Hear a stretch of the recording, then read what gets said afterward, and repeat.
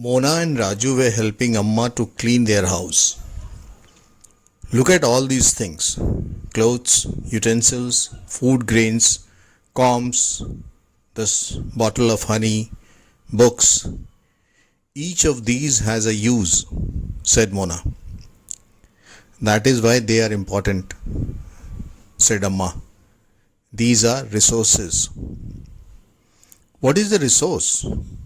Was Raju's question to Amma. Anything that can be used to satisfy a need is a resource, replied Amma. Look around you and observe. You will be able to identify many types of resources. The water you drink when you are thirsty, the electricity you use in your house, the rickshaw you use to get home from school, the textbook you use to study are all resources. Your father has prepared a tasty snack for you. The fresh vegetables he has used are also a resource. Water, electricity, rickshaw, vegetable, and textbook have something in common. They have all been used by you, so they have utility. Utility or usability is what makes an object or substance a resource. How does something become a resource? Raju now wanted to know. Amma told the children that things become resources only when they have a value. Its use or utility gives it a value. All resources have some value, said Amma. Value means worth. Some resources have economic value, some do not. For example, metals may have an economic value, a beautiful landscape may not, but both are important and satisfy human needs. Some resources can become economically valuable with time.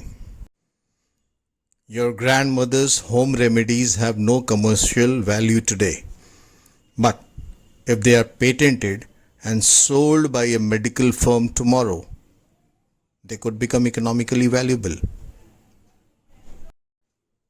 Time and technology are two important factors that can change substances into resources. Both are related to the needs of the people. People themselves are the most important resource.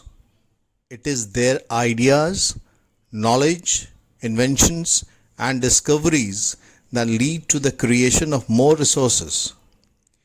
Each discovery or invention leads to many others. The discovery of fire led to the practice of cooking and other processes, while the invention of the wheel ultimately resulted in development of newer modes of transport. The technology to create hydroelectricity has turned energy in fast-flowing water into an important resource. Types of resources. Resources are generally classified into natural, human-made, and human. Natural resources. Resources that are drawn from nature and used without much modification are called natural resources. The air we breathe, the water in our rivers and lakes, the soils, minerals are all natural resources. Many of these resources are free gifts of nature and can be used directly. In some cases, tools and technology may be needed to use a natural resource in the best possible way. Natural resources can be broadly categorized into renewable and non-renewable resources. Renewable resources are those which get renewed or replenished quickly. Some of these are unlimited and are not affected by human activities, such as solar and wind energy. Yet, careless use of certain renewable resources like water, soil, and forest can affect their stock. Water seems to be an unlimited renewable resource. but shortage and drying up of natural water sources is a major problem in many parts of the world today. Non-renewable resources are those which have a limited stock.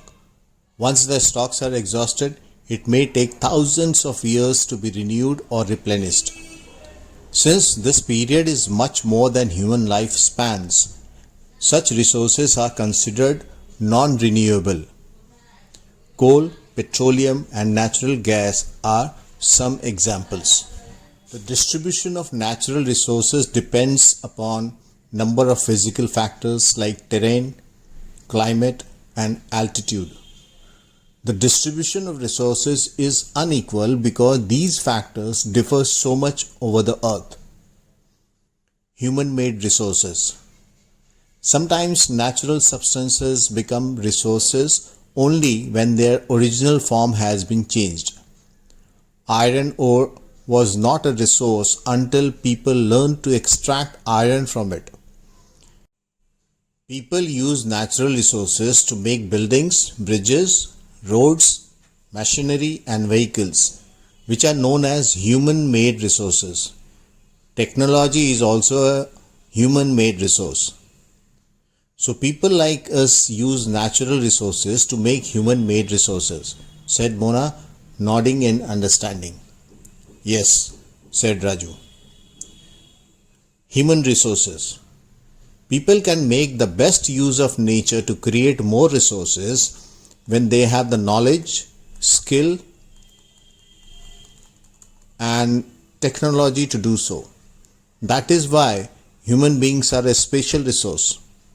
People are human resources. Education and health help in making people a valuable resource. Improving the quality of people's skill so that they are able to create more resources is known as human resource development. Conserving resources. Mona had a nightmare.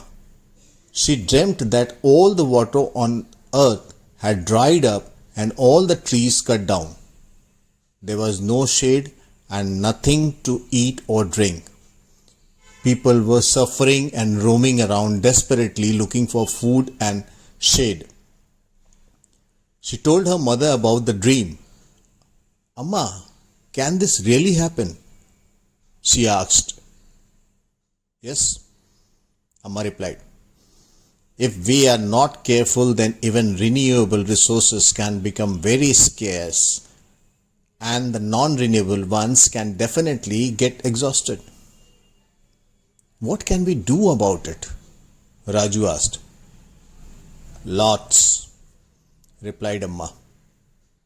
Using resources carefully and giving them time to get renewed is called resource conservation. Balancing the need to use resources and also conserve them for the future is called sustainable development. There are many ways of conserving resources. Each person can contribute by reducing consumption, recycling, and reusing things. Ultimately, it makes a difference because all our lives are linked.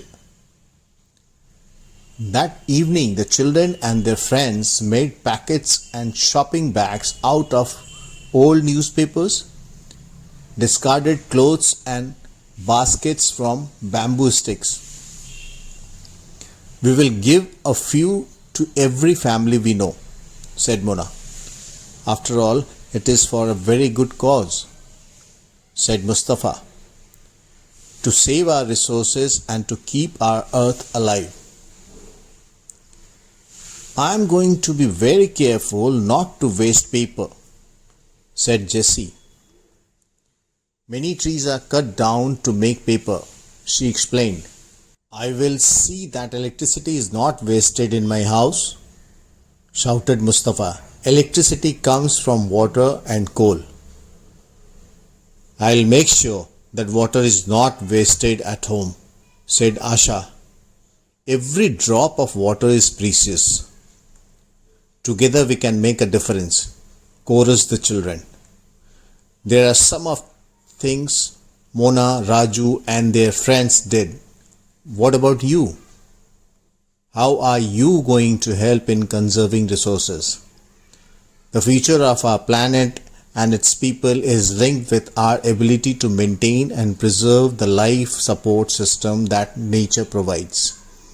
Therefore, it is our duty to ensure that all uses of renewable resources are sustainable, the diversity of life on the earth is conserved, the damage to natural environment system is minimized.